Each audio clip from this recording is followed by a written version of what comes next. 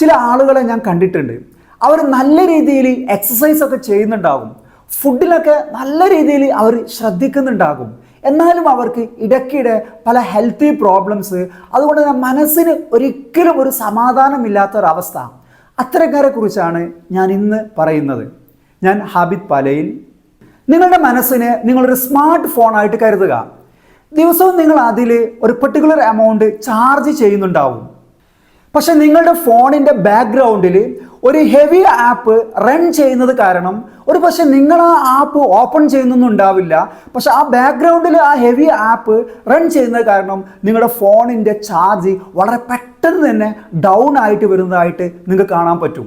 ഈ heavy app നിങ്ങളുടെ ഫോണിൻ്റെ ചാർജ് പെട്ടെന്ന് ഡൗൺ ആക്കുന്നത് പോലെയാണ് നിങ്ങളുടെ ഉപദ്രവിച്ചവരോടുള്ള പക നിങ്ങളുടെ മനസ്സിൽ സൂക്ഷിക്കുമ്പോൾ നിങ്ങളുടെ ലൈഫിൽ നിങ്ങൾ എന്ത് കാര്യത്തിന് ഇറങ്ങുമ്പോഴും നിങ്ങൾ പെട്ടെന്ന് ഡൗൺ ആകും. നിങ്ങൾ ഉദ്ദേശിക്കുന്ന രീതിയിൽ അത് ചെയ്യാൻ പറ്റില്ല. നിങ്ങൾക്ക് വല്ലാത്ത രീതിയിൽ നിങ്ങളുടെ മനസ്സ് ഡിസ്റ്റർബ് ആകും. ആ വ്യക്തിയോടുള്ള പക നിങ്ങളുടെ മനസ്സിൽ ഇങ്ങനെ കീപ്പ് ചെയ്യുന്നത് കൊണ്ട് നിങ്ങൾക്ക് ലൈഫിൽ എന്ത് ലാഭമാണ് കിട്ടുന്നത്? നിങ്ങൾക്ക് ലാഭം കിട്ടുന്നില്ല എന്ന് മാത്രമല്ല, അത് നിങ്ങളുടെ ലൈഫിനെ ഡൗൺ ആക്കും. നിങ്ങൾ ചെയ്യുന്ന കാര്യത്തിൽ, നിങ്ങൾ എന്ത് കാര്യം ചെയ്യുന്നുണ്ടെങ്കിലും, അത് ഏത് രീതിയിലുള്ള കാര്യം ചെയ്യുന്നുണ്ടെങ്കിലും അതിൽ നിങ്ങൾക്ക് 100% റിസൾട്ട് കിട്ടില്ല.